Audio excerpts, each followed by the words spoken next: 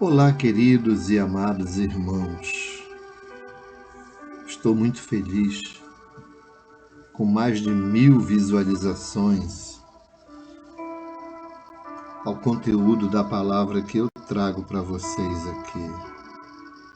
Estou deveras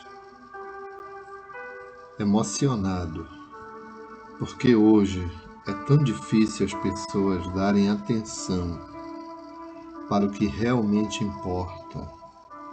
Então eu me sinto honrado com a visualização, o número acachapante de visualizações, tão diferente do meu canal no YouTube.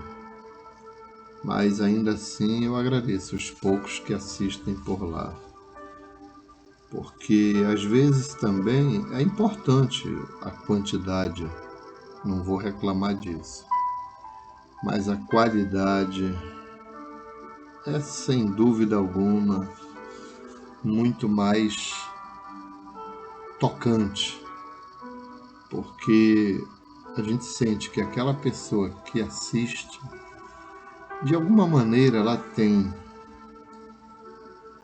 algum tipo de sede e fome espirituais. Hoje nós vamos falar do Salmo 8. Não é um salmo de cobrança, de talvez até uma inquietação, não. É um salmo que nos leva a refletir em relação à qualidade da nossa adoração. Como é que nós estamos lidando com a nossa espiritualidade? Aqui de entrada nós vemos dois jovens. Um acendendo aqui um fogo, fazendo uma fogueira, uma pequena fogueira, e oferecendo ao seu Criador o seu melhor. Ao passo que o outro, ele traz verduras, legumes, e a sua oferta está ali em cima das pedras. Mas notem que enquanto um tem uma atitude de reverência, o outro sequer olha para a sua oferta, ele fica olhando para o jeito do seu irmão que se chama Abel. Esse que está olhando com o punho cerrado é Caim. Muitas vezes na vida nós nos comportamos ou como Abel ou como Caim. Vai depender das circunstâncias. Por isso que é importante que a gente tenha em mente a forma como a gente vê a espiritualidade. O Salmo 8, ele vai justamente falar sobre isso, sobre a obrigação que nós temos diante do nosso grandioso Criador. Porque vamos às palavras do Salmo, capítulo 8, versículo 1 até o versículo 9. É um salmo curto, 9 versículos. Então diz assim: Ó Adonai, nosso Elohim, a tua grandeza é vista no mundo inteiro. De fato, o louvor dado a ti chega até o céu. De fato, nós não podemos contestar isso. Ele nos manda diariamente o sol, a chuva, a lua, os ventos. Ele faz com que a terra produza arroz, feijão, macaxeira, milho. É muita coisa maravilhosa que ele faz brotar do chão. E é por isso que a gente vê o louvor sendo dado por todos os que são reconhecidos a Ele. E esse louvor, no versículo 2, diz que é cantado pelas crianças e até mesmo pelas criancinhas de colo. Aleluia, glória a Deus. Continuando, diz assim: Tu construístes uma fortaleza para te proteger dos teus inimigos e para acabar com todos os que te desafiam. Isso aqui lembra um pouco a Torre de Babel, quando ele de fato construiu uma fortaleza, mas não era um muro fortificado, não era uma cidade entrincheirada, não. Simplesmente a multiplicação dos idiomas. E isso foi o bastante para que aquele projeto da torre, que chegaria até aos céus, não tivesse êxito, né? Então, o versículo 3 é a parte mais bonita que eu acho aqui. É esse versículo 3, que é assim: Quando eu olho para o céu que tu criastes, para a lua e para as estrelas que puseste nos seus lugares, aí vem aquela pergunta assim, no versículo 4: O que é o simples ser humano para que penses nele? Isso é uma pergunta contundente, porque de fato nós somos mestres em desafiar o próprio Deus, o Criador, o nosso Elohim, o Todo-Poderoso. Abrimos a nossa boca para dizer que Ele não existe. Fazemos pouco da sua atuação. Mas ainda assim fica a pergunta: o que é um simples ser humano para que penses nele? Que é um ser mortal para que te preocupes com ele? É uma pergunta válida. O que nós somos?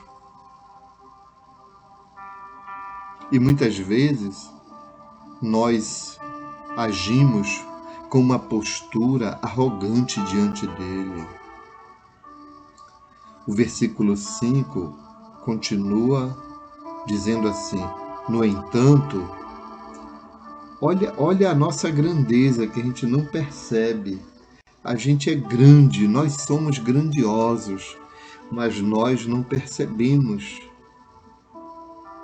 a beleza da criatura que somos. Olha o que diz aqui o 5, olha aí, o versículo.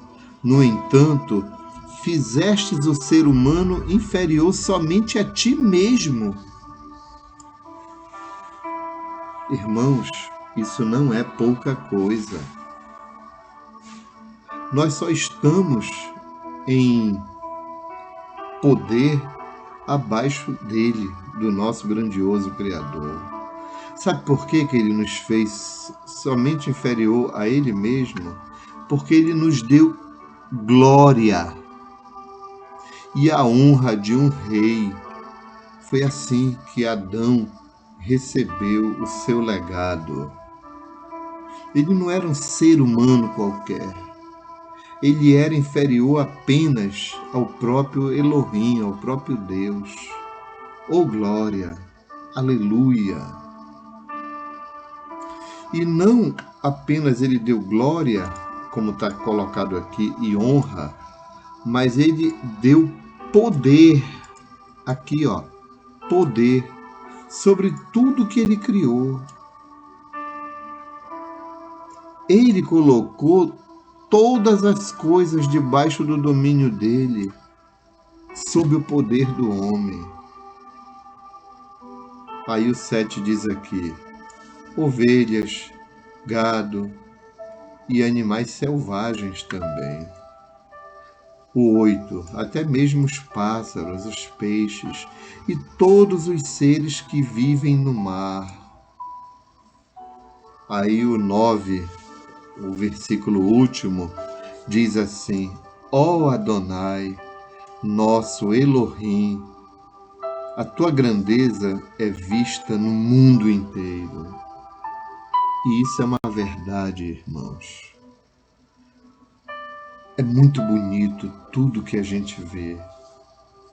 Tudo é muito perfeito, tudo é muito maravilhoso. As montanhas, os céus estrelados, os lagos, os rios, os mares, os animais, a beleza dos animais, a beleza dos pássaros, o seu cantar pela manhã. É tudo muito, muito expressivo. São coisas que enchem os olhos. O beija-flor parando em pleno ar para sorver a seiva que as flores lhe entregam. É tudo tão bonito na natureza. E não é à toa que bem aqui no versículo 2, né, final do 1 para o 2, né, o louvor dado a ti chega ao céu e é entoado, é cantado pelas crianças e até mesmo pelas criancinhas de colo. Quando Jesus, ou Yeshua, foi questionado pelos fariseus quando entrava na cidade montado num jumento, ele foi advertido pelos fariseus que disseram para ele: Senhor, cala as crianças. Aí ele responde dizendo: ainda que elas calassem, as próprias pedras clamariam. E é verdade, irmãos. Obrigado por vocês assistirem mais esse vídeo. Me enche de muito refrigério saber que vocês estão gostando desse conteúdo. Esse salmo, além de ser uma canção, ele é um louvor inigualável. Por isso que eu escolhi ele hoje para todos vocês. E que o nome do amado Pai misericordioso seja engrandecido nos vossos corações em nome do seu Filho, Yeshua, nosso Hamashia, em português brasileiro chamado de Jesus, o Cristo. Obrigado, irmãos.